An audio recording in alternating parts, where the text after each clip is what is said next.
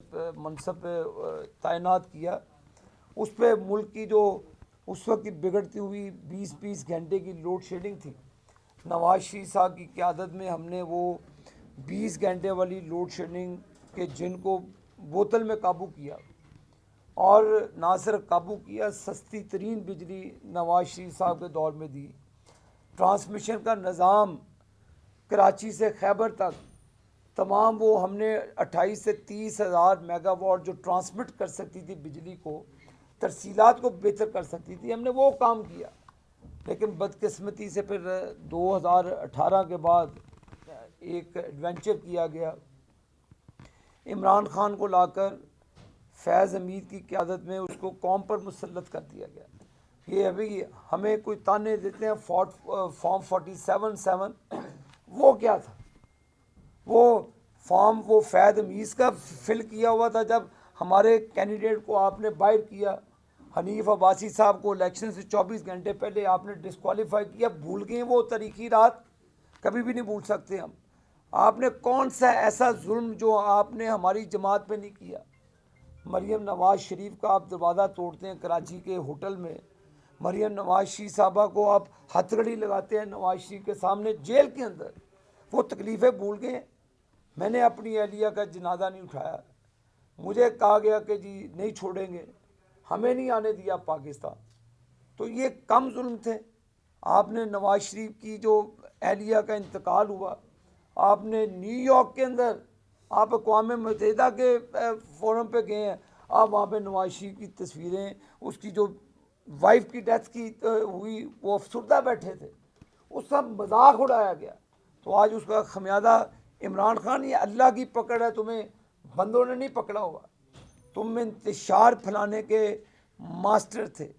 तुमने फॉर्म 47 की इजाज़त तुमने की थी उस वक्त जब 2018 का इलेक्शन तुमने चोरी किया। तुमने आरटीएस सिस्टम फैज़ हमीद के साथ मिलकर बंद किया।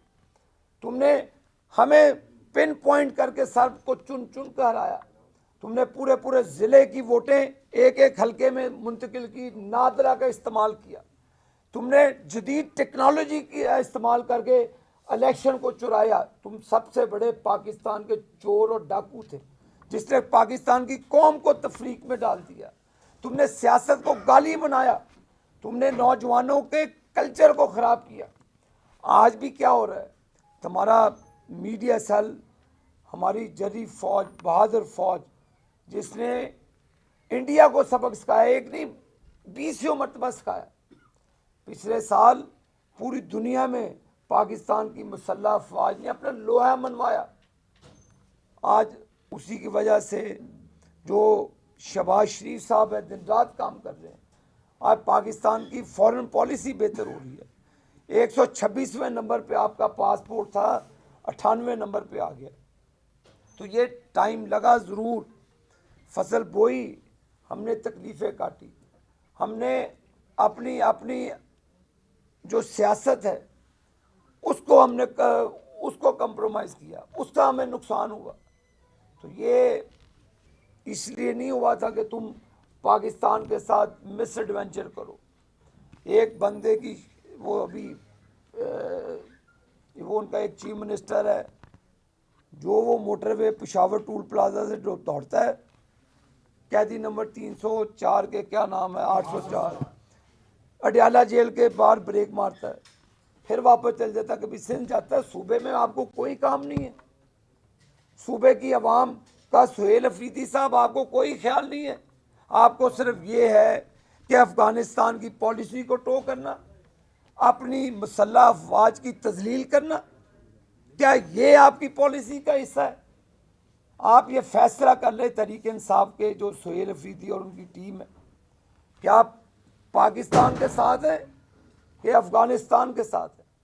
आप अपनी मुसल्लह अफवाज के साथ हैं कि आप दहशतगर्दों की सफ में खड़े?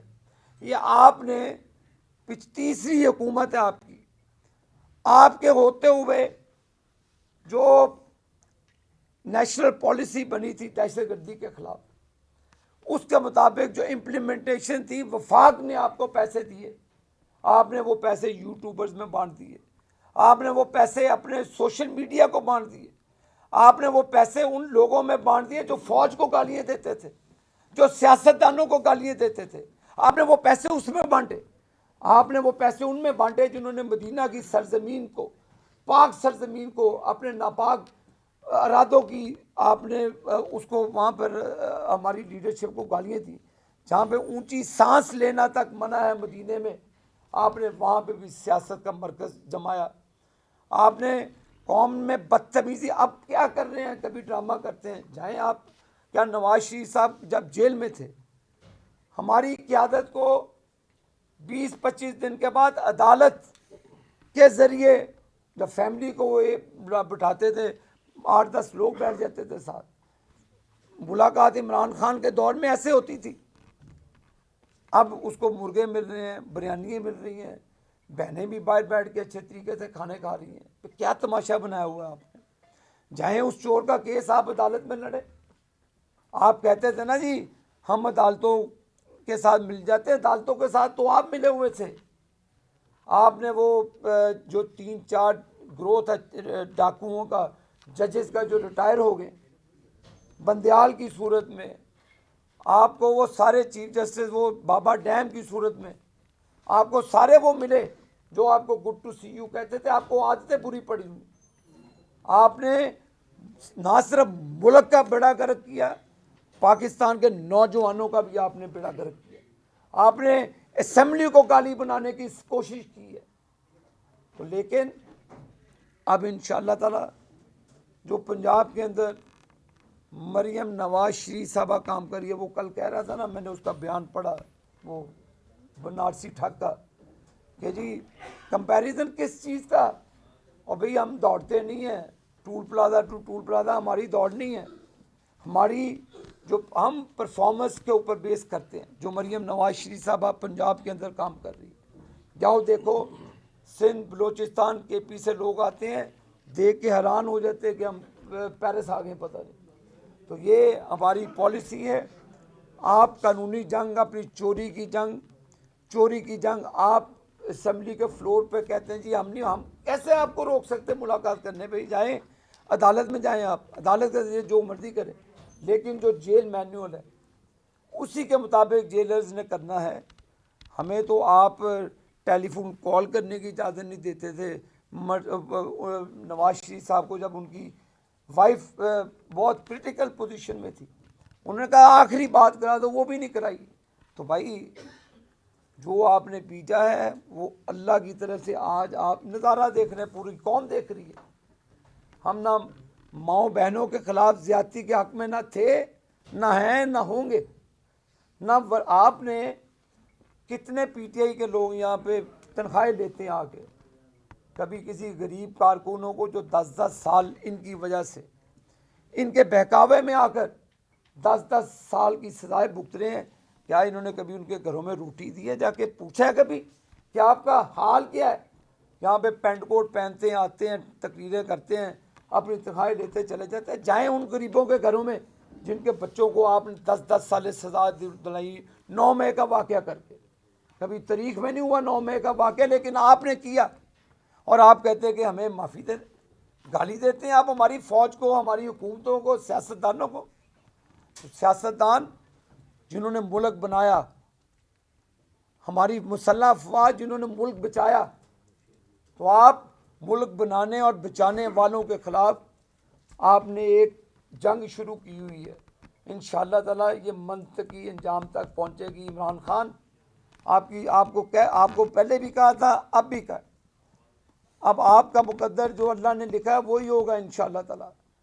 हमें अल्लाह ने पहले भी भेजा था पाकिस्तान की खिदमत करने के लिए, अब भी हम इंशाअल्लाह ताला पाकिस्तान की खिदमत कर रहे हैं और पाकिस्तान का इमेज पूरी दुनिया में इंशाअल्लाह रोशन होगा। आपका बहुत शुक्रिया। आपके गुफ्तगू से लग रहा है कि हुकूमत इमरान खान से मुलाकात नहीं करेगी। हम दहशतगर्दों से मुज़ाकरात नहीं करते। जो पॉलिटिकल पार्टी उनकी नेशनल असम्बली में है, सीरियस हो ना जी बात करने को, वो डिसोन कर देता है इनको, कहते ही मैंने तो कहा ही नहीं है। पहले सीरियसनेस लाएं। उस वक्त इनको माफ़ी मांगना चाहिए थी। ये इनके सारे जो ऑफिशियल ट्विटर्स हैं, जो इनके मेन लीडर हैं, वो जनरल आसिम मुनीर साहब को जो जरी फौज के बहादुर सिपा सलार हैं, जिन्होंने इंडिया को मुंह की दिखाई और जिसकी वजह से पाकिस्तान का नाम अल्लाह के फजलो करम से पूरी दुनिया में रोशन हुआ। उसमें पूरी पॉलिटिकल लीडरशिप शामिल थी। आपने उस वक्त सोशल मीडिया के ज़रिए आर्मी को कमज़ोर करने की कोशिश की। आपकी बहन इंडिया को चैनल्स को इंटरव्यू देती है कि हमें रेस्क्यू करें। तो भाई दहशतगर्दी या दहशतगर्दों से डायलॉग नहीं होते। आप पहले सीरियस हों, असेंबली के फ्लोर पर 9 मई के वाक़या पे कौम से माफ़ी मांगें, बताएं कि हमने ये जुर्म किया, बताएं कि हमने पाकिस्तान का 2018 से 2021-22 तक हमने दिवालिया कर दिया, पाकिस्तान को श्रीलंका बनाने की साजिश की। बताएं, ये मांगे कौम से माफ़ी, आए फिर नेशनल डायलॉग कर लें जितने, लेकिन असेंबली के फोरम पे कभी किसी कैदी या मुजरिम से जेलों में जाकर डायलॉग नहीं होता। आबिद साहब, आप इरफान सिद्दीकी साहब मरहूम की वफात के बाद टेक्नोक्रेट की सीट पे आए हैं। ना तो आप अदीब हैं, ना तो आप साइंसदान हैं, तो ये कैसे पॉसिबल हुआ? हाँ, मेरे भाई सहाफ़ी हैं, पहले देख लें कि वो जनरल सीट पे थे कि टेक्नोक्रेट सीट पे थे। आप भी इधर हैं, मैं भी इधर हूँ, जाके दोबारा पढ़ लीजिए।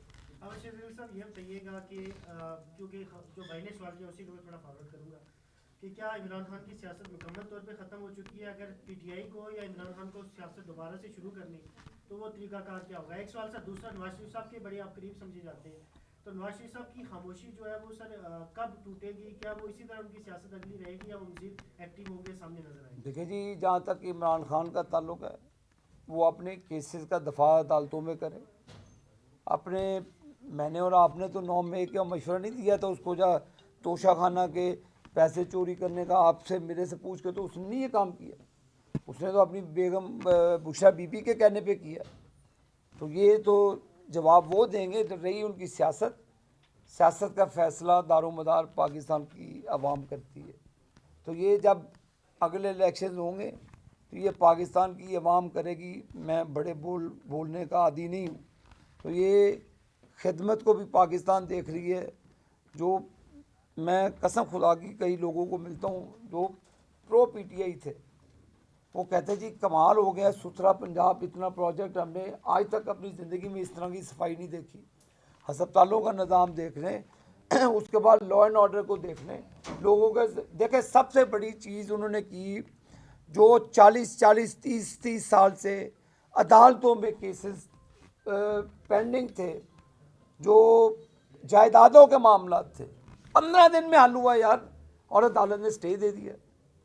यार ये कौन सी आप कार्रवाई करते हैं? हम कोई कानून से हट के आप कर लेते काम। आप 40 सालों से लोगों को तारीख पे तारीख देते रहे। हमने काम शुरू किया तो फिर स्टे दे देते हैं। तो ये अब स्टे वाला काम नहीं होगा।